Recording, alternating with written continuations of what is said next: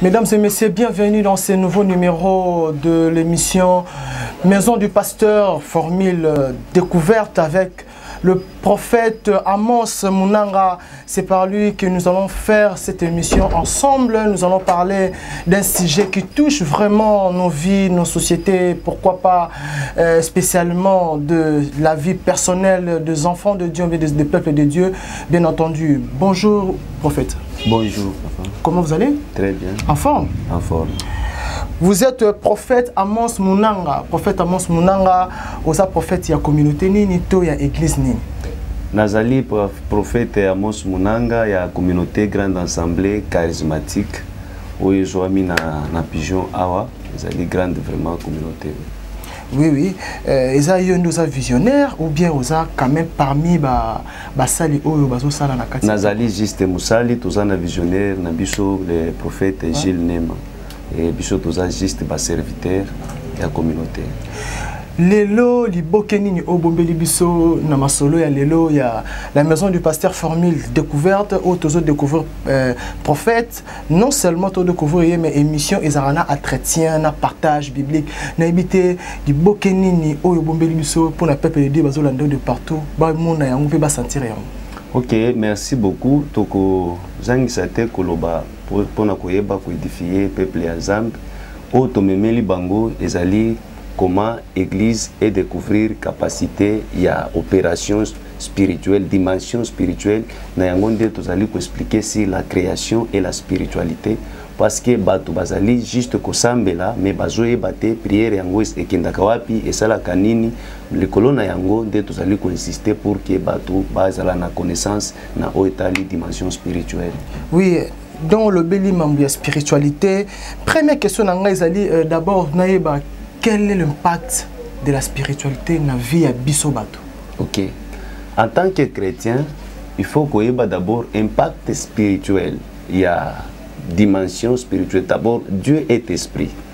Maintenant, il y a lobby, il faut que au mutuazali kolukaye azala esprit aussi parce que prière ezali affaire il y a deux esprits, l'esprit de l'homme et l'esprit de Dieu. Maintenant, dimension ana okomona ke batu bayebi yangote. Impact et causala ce qui mutu a commis spirituel, a commis esprit, a commis né de nouveau et tango ana causala esprit c'est alors Nzamba ko banda ko investir katinaye et du fait que Nzamba komi ko investir katinaye oyo Nzamba ko banda ko tchali kolona yo nde ko impacter yo.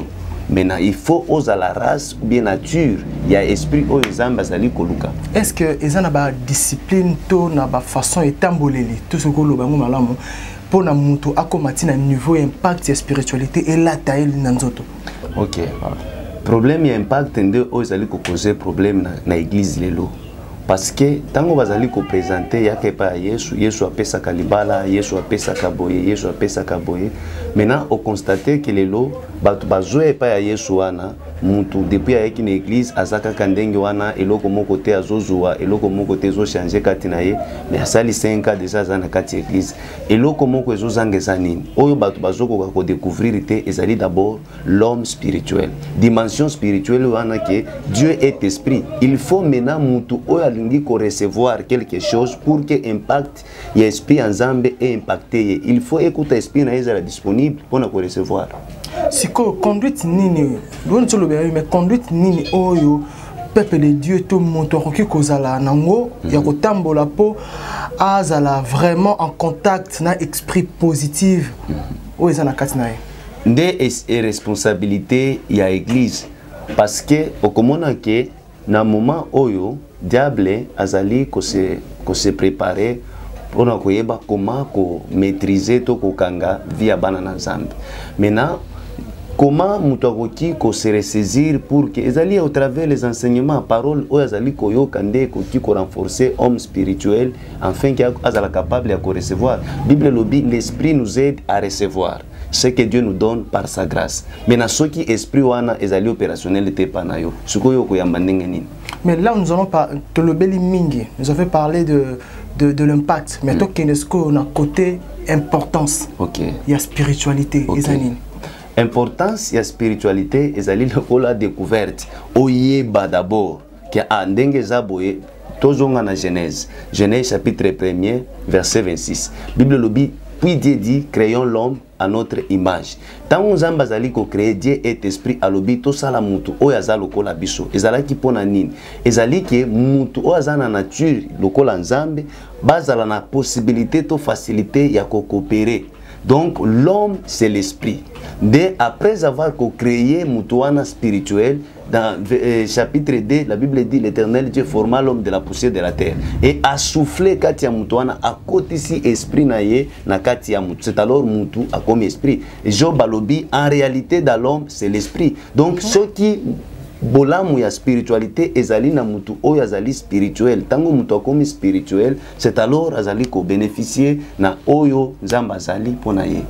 C'est bien dit, ça c'est le prophète Amos Munanga, c'est avec lui que tout ça la traité n'a vu cette émission et Lélo numéro, il y a la maison du pasteur Formule Découverte, il y a Lélo, mais à Tolobeli Mingi, spiritualité n'a côté plus positif, tu ne sais comprendre bien, mais Tolobeli la paix, spiritualité n'a côté négatif, tout n'a côté à Molili. Est-ce que le monde spirituel fonctionnera paix et ça peut ba logiciel to ba mise à jour par rapport à la spiritualité ba nzambe to et ba peuple de Dieu ou bien il y a batune to za biso bato nzamba sali. Est-ce que le monde spirituel ba zape na ba logiciel ba zape na ba mam oyo bazo kanisa to ndenge nini ba fonctionnaka par rapport ya makanisi na bango par rapport ya biso bana nzambe? Oui, monde nyonso ezana spiritualité na yango, religion nyonso ezana spiritualité na yango. Spiritualité est spiritualité est à côté invisible. Donc chaque monde basali na spiritualité. Spiritualité est ali côté côté o ezali ya kobomba na oboye bitewana. C'est ça la spiritualité. Okomona ki yango ndezali kosala force ya misala na bango, force ya doctrine na bango, force. La spiritualité c'est l'esprit. O basali ko s'appuyer. Mais monsieur Balobara kezali arme à conscience, bien à savoir, pour tout le monde en occulte. Quand on parle aussi de l'occultisme, mais c'est l'euro et bomba derrière le rideau. Oui. Balobara peut-être à savoir, boyebi, sagesse, tout ça, tout ça. Au quoi n'y en on n'engeni. Les ali façon à quoi tirer, mais en réalité, les ali puissance, pouvoir, oyo bazali ko s'appuyer le colonne yango. Maintenant, il faut pas habiller yango pour que ezala na arme ko ya quoi tirer ba trouver bango. Mais en réalité, mutu oza na connaissance ayebi parce qu'il y a la différence entre la spiritualité et le spiritisme. Mais na soki okoti na spiritisme ndo bandi kokuta na siko na ba pouvoir wana ba réalité wana ya konnu. Siko fonctionnement na bango za ndenge nini par rapport ya bato o ya molili. Fonctionnement na bango za ndenge nini. Mais yo kokota na fonctionnement bato ya molili ndenge nini yo za molili te. Yo za prophète oza na histoire biso sauté quand même. Oui quand même oyo ya bango toyebi bango basalaka o bango bakendaka na yebi te basalaka ndenge nini na yebi yango te. Mais onga na suki na yebi spiritualité na ngai c'est tout.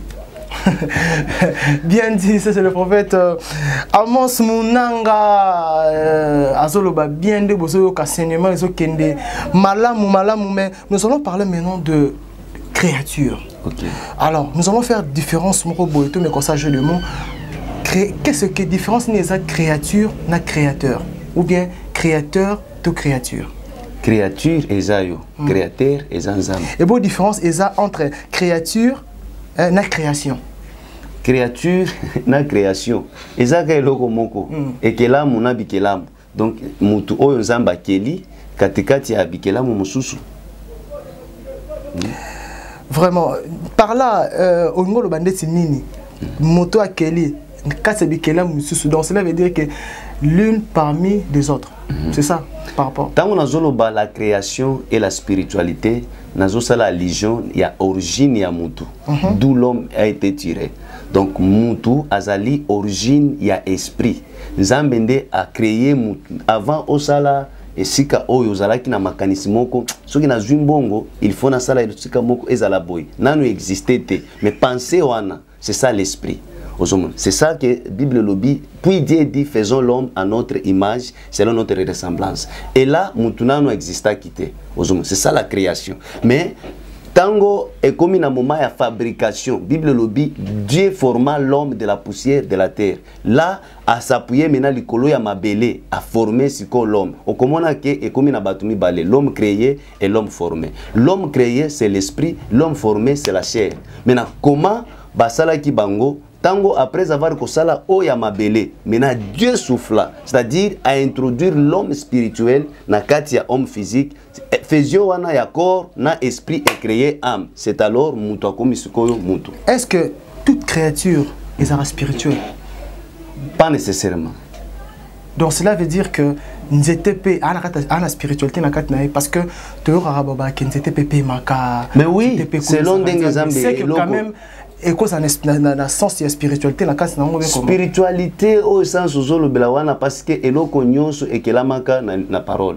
Donc ça na subasima na ngwesa esprit. Donc là vous confirmez que toute créature est na spiritualité na kasi na. Hébreux chapitre 11 verset 2 à l'obi, nous croyons que le monde a été formé par la parole de Dieu. Donc, Esali na subasima, c'est l'esprit. Très bien dit. Maintenant, nous allons faire un peu du coq-à-l'âne, nous allons parler un peu de religion, car on a quatre création, on a spiritualité. Lelo oyo, naibité, est-ce que ndenge bokabonezo kota entre bino basai na nzambe, to na kati l'église, to lobake, esape molimo moko esprit maléfique ou bien eza vraiment comme muteye na ngokaka boye to ndenge nini? Eza makambo ya vente ezali aussi problème ya temps au tozana yango. Division koloba na kati église, eza te que division ezaka na kati église ou bien division ezaka na basali ya nzambe te. Mais bala ça sort par exemple ça no basali na ceux qui otali na Apocalypse chapitre 12, il y guerre au ciel. Ceux qui na lola guerre ezala ki bongo biso bikela muto usuka wapi. Parce que ceux qui n'ont pas scandalisé, peut-être comme ça, mais jusqu'à aujourd'hui, il y a des divisions aussi. Comment ça? Comment expliquer ça? Oui, expliquez bien ça. Parce que aux hommes, la première division, il y a diable. Tango kitaki a kiti na 3 quarts na ye aba ange kitaki na bango wana ezalaki à part. Deuxième bato oyo na temps ya Noé wana ba ange il y a eu encore division, c'était ba ange mususu à part o ba kitaki o bazalaki conduit na Azazel comme chef et ba ange wana nzambe mutu atindaka bango po baya ko annoncer justice ya nzambe mais bango tango baye na se awa baye kopengwa na bana ya bato. Cela veut dire que non, ange surtout qu'il a rabassi. Oui, pengwa wana. Ezalaki aussi division. Ba se rebeller contre Dieu. Maintenant, ceux qui ba ange au bazo vivre na kati ya sainteté, ba se rebeller bongo biso bikelamu. Et il faut koyeba aussi que à chaque fois que esprit na yo ezali kotombwama et kokutana na diversité, nde oyo batu bayebaka te. Puisque batu bazana connaissance te sur le monde spirituel, yango ezali koboma mutu ayebi kaka azo sambela. Mais du fait que esprit na ye ezali kotombwama ezali kosokola yango, il faut akutana na diversité. Maintenant soki esprit wana eyeboye koki ko créer batu bandi koboma. Est-ce que mutu akokota retraite akema ngengenge akelu zizila pona sima nango a gagner le côté aya osumuka les soucis de plus? Est-ce que eza vraiment est-ce que c'est le mot ya mutu ya makasi c'est quelqu'un qui n'a qu'à visiter du tourisme pour mutu na limite mutu ça les jeunes de prière mutu amata ça ba retraite pour la souka nango a bénéficier leur côté? Je pense que c'est pas normal au kolobani na mambo kasinde c'est que vous allez insister. Bible lobby mon peuple périt faute de connaissance et non faute de prière. Mutu o azana connaissance azana pouvoir. Alors prière o ezali na fondement ya connaissance ezalaka prière efficace. Lelo siko batu mutu akola mugaka na tongo boye ale akema ngengenge ala mukika na tongo boye akeboye sans qu'on se rendre compte ya état d'abord spirituel na ye mutu amiyebite azanani amiyebite siko batu bakanisaka ke soki asambeli nécessairement il faut azwa c'est faux. Ce qui est au sambeli nécessairement il faut maintenant ezana makamususu oyo koki kokote pa na yote à cause ya identité oyo zana yango à cause ya qualité esprit ozali coopérer na yango. Maintenant différence entre enfant de Dieu et la créature. Il y a nzambe. Nuance entre enfant de Dieu et la créature et nzambe. Enfant de Dieu ezali mutu oyo andimeli nzambe lo alubeli Yesu Christ lokola mokonzi pe mobiki sinaye asali choix ya kondimela nzambe Yesu. Maintenant créature ezali créature ezali batu oyo bakelama na mokili. Nzambe akeli batu nyonso, akeli Satana, akeli mutu nyonso ndenge akelaki bango. Maintenant pour que ozala mwana na Nzambe ekomi mena élection, ondimi osali choix ke ngai na ndimi Yesu Kristu lokola mokonzi pe mobikisi. C'est alors akomi siko bato baza ba chrétien te ndeti ba ndeko naso ba musulman to ba religion mususu ba église de noir pour ne pas citer d'autres. Bazabana na Nzambe te po bandimi na Yesu te. Non, wana ezali etali ba confession na bango, mutu nyonso aza na bazali na croyance na bango o ezali kondimisa bango ke non par rapport ya foi na biso nde toza correct, toza na nzela. Menga na yebi ke mutu nyonso oyo a confesser Christ te, donc aza musika na vérité. Prophète Amos Munanga, en tant que prophète, je sais pas, différence ezara ba prophète ya ndenge. Est-ce que ça pour le lot na communauté monsieur sera na au prophète de vase monsieur sera prophète des nations au prophète ce que prophète pose à la prophète faut na qualité ni to na critère ni qualité critère na yebité mais seul moyen oyo ko reconnaître c'est la sanctification et la sainteté, c'est tout. Parce que le lot mbiku dia cause à la prophète nganga à cause à la prophète devin à cause à la prophète tout parce que bazali ko s'appuyer le colo ya ba esprit ko kendawa bakati onzolo ko bandi ko sakola mais seulement diable a ko produire ba homme puissant ba homme fort mais seulement les hommes saints a ko sala bangote les hommes sanctifiés a ko sala bangote. Donc la différence c'est la sanctification. Merci beaucoup. Là, petit à petit, nous glissons vers la fin de cette émission, ce numéro de l'émission La Maison du Pasteur, Formule Découverte. C'est avec le prophète Amos Munanga, autour à Chrétien Lelo, mais prophète, il y a en tant que prophète, un mot pour la nation, et que ça va bien. Ko fortifier bandeko tozo mona lelo bazo kufana est mboka nezo tambola moko lokola na crique en tant que prophète oko pambola mboka ndenge nini puis momoko ya motuya oyo bakonza mboka bakokolanda yo pe bakoza la soulager. OK, déjà tozo croire que Zambé Zambazo pambola Zambazo sunga. La Bible dit la justice élève une nation comme déjà justice comme kolamuka na mboka na biso.